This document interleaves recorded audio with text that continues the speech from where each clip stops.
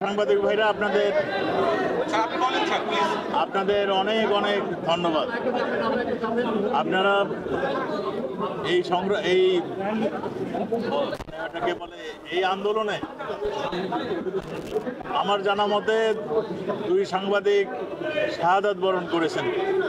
এক মহিলা সাংবাদিক তার শালীনতা হারিয়েছেন এবং সে আজকে ট্রমাটাইজড হয়ে চিকিৎসা সেবা নিচ্ছেন এবং অনেকেই আহত হয়েছেন।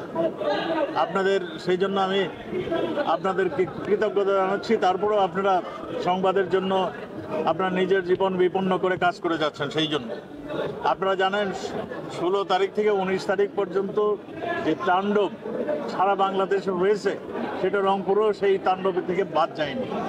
এখানে একটা সংঘবদ্ধ দল একটা উদ্দেশ্য নিয়ে রাষ্ট্রকে অকার্যকর করার জন্য সেই আমাদের কাছে যে সমস্ত ইনফরমেশন রয়েছে, যারা স্বাধীনতা বিরোধী চক্র ছিল, যারা জঙ্গির উত্থান ঘটিয়েছিল, জামাত বিএনপি যারা সবসময় রাষ্ট্রকে একটা অকার্যকর রাষ্ট্র পরিণত করার জন্য যারা কাজ করছে, তাদেরই একটা সুসংগঠিত ভাবে এই আন্দোলনের সঙ্গে তারা সম্পৃক্ত হয়ে গিয়েছে। গোটা আন্দোলনের নামে তারা এই ধ্বংস, এই নৈরাজ্য সৃষ্টি করার প্রয়াস পাচ্ছেন। আর শুধু রংপুরেই আমরা দেখেছি, বেগম রোকেয়া বিশ্ববিদ্যালয় একটা ঐতিহ্যবাহী কি বিশ্ববিদ্যালয়, তার বাংলো ভাঙচুর হয়েছে, গাড়ি ভাঙচুর হয়েছে, অগ্নিসংযোগ হয়েছে। সেখানে পুলিশের গাড়িটা অগ্নিসংযোগ হয়েছে, সবগুলি ভস্মীভূত করা হয়েছে। 18 তারিখ রংপুর মেট্রোপলিটন পুলিশের তাজহাট থানা অবরোধ।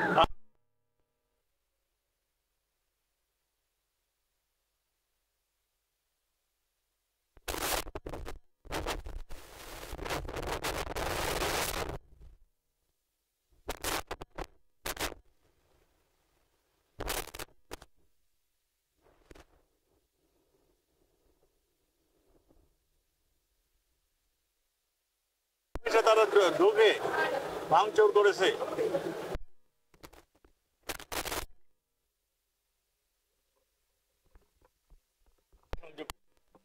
মুক্তিযোদ্ধা অফিস, আমার এক মুক্তিযোদ্ধা ভাই, তিনি কাঁদো কাঁদো স্বরে আপনাদের কাছে আহ্বান জানিয়েছে যে তারা এক জায়গায় বসত, সেটাও ভাঙচুর করেছে।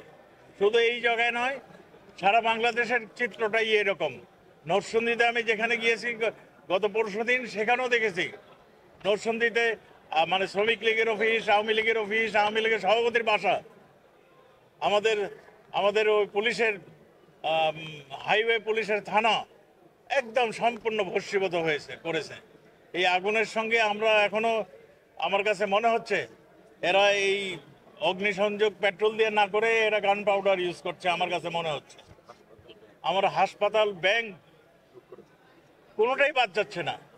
এদের উদ্দেশ্য একটাই, এই কোটা আন্দোলন দিয়ে সবার সামনে কোটা আন্দোলন করে ছাত্রদের সামনে এনে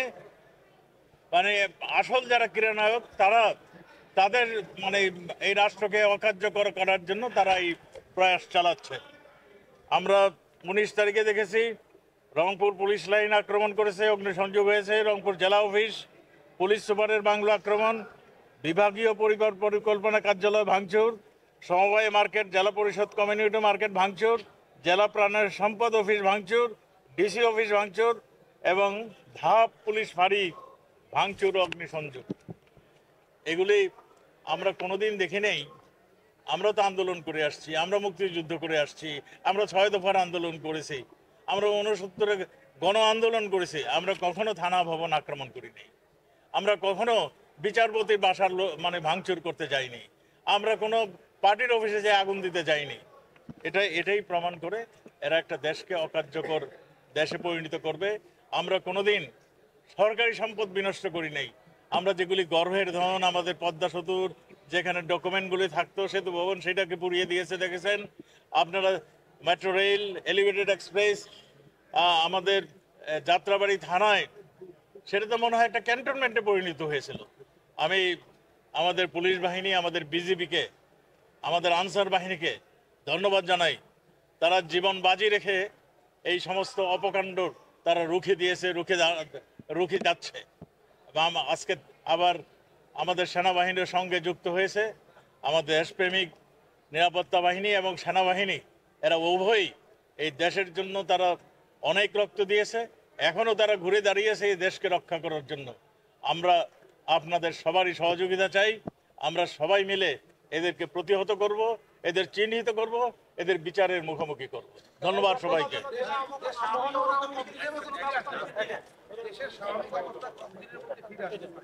দেখুন, আপনারা দেখছেন ক্রমান্বয়ে এটা স্বাভাবিক হয়ে আসছে। আমরা কারফিউ আপনারা দেখছেন, আমরা রোজই বসে আমরা সিদ্ধান্ত নেই আগামীকাল কি হবে। আপনারা দেখছেন আমাদের কারফিউর সময় আমরা কমাচ্ছি, আস্তে আস্তে সবই নর্মাল হয়ে যাবে। আপনারা আপনাদের সহযোগিতা চাই। Thank you. যদি বলেন, আপনারা বলছেন যে একটি গোষ্ঠী এই নাশকতা করেছে, তাহলে নাশকতা করার সময় তাদেরকে গুলি করা, সন্ত্রাসীদের গুলি করা হলো না কেন? আরেকটি বিষয় হচ্ছে যে স্যার, যেটি হচ্ছে যে যারা নাশকতা করেছে এবং তাদেরকে আপনার আইনের আওতায় নিয়ে আসার চেষ্টা করছেন এবং মূল যারা মদতদাতা তাদের ধরছেন না কেন? আচ্ছা, তার উত্তরটা দিয়ে নেই। এই যিনি প্রশ্ন করেছেন একটা সুন্দর প্রশ্ন করেছেন। আমরা কেন পুলিশ বাহিনীর কাছে তো রাইফেল রয়েছে, ফায়ার করি নেই কেন তিনি বলতে চেয়েছেন। হ্যাঁ, আমরা প্রথমে তাদেরকে টিয়ার গ্যাস মেরেছি, আমাদের কাছে সাউন্ড গ্রেনেড আছে সেটা মেরেছি, আমাদের কাছে রাবার বুলেট আছে সেটা মেরেছি, আমাদের কাছে ছড়া গুলি আছে সেটা মেরেছি। এরা অ্যানাউন্স করছে এগুলিতে কিছু হয় না, মানুষ মরে না, এগিয়ে চলো, একদম যুদ্ধক্ষেত্রের মতন। সেই দৃশ্যগুলো হয় অনেকে দেখেছেন, অনেকে দেখেন নাই। কিন্তু যেই প্রশ্নটা আপনার যে প্রশ্ন, তারা কিন্তু শুধু এইখানেই থেমে নেই, তারা সম্মুখে ছোট ছোট কিশোর এবং শিশু এদেরকে সামনে নিয়ে আসছে। যেটা আপনারা দেখেছিলেন যে আমাদের এক ধর্মীয় একটা আন্দোলন হয়েছিল, সেখানে মাদ্রাসার বাচ্চাদের সামনে নিয়ে আসছিল। আপনারা সেই দৃশ্যটা দেখেছেন, এইখানেও আমরা দেখেছি। এবং আন্ডার এজ ছেলেদেরকে সামনে নিয়ে আসছে। আমরা সবই দেখতেছি, আপনারা একটু ধৈর্য ধরুন, আমরা সবই আইডেন্টিফাই করব। যারা এর মদতদাতা, যারা উস্কানিদাতা, যারা এইটাকে দিয়ে একটা ফয়দা নিতে চাচ্ছিল, দেশের বিরুদ্ধে যারা দাঁড়িয়েছে, তাদেরকে অবশ্যই তারা শাস্তির মুখোমুখি হবে। Thank you.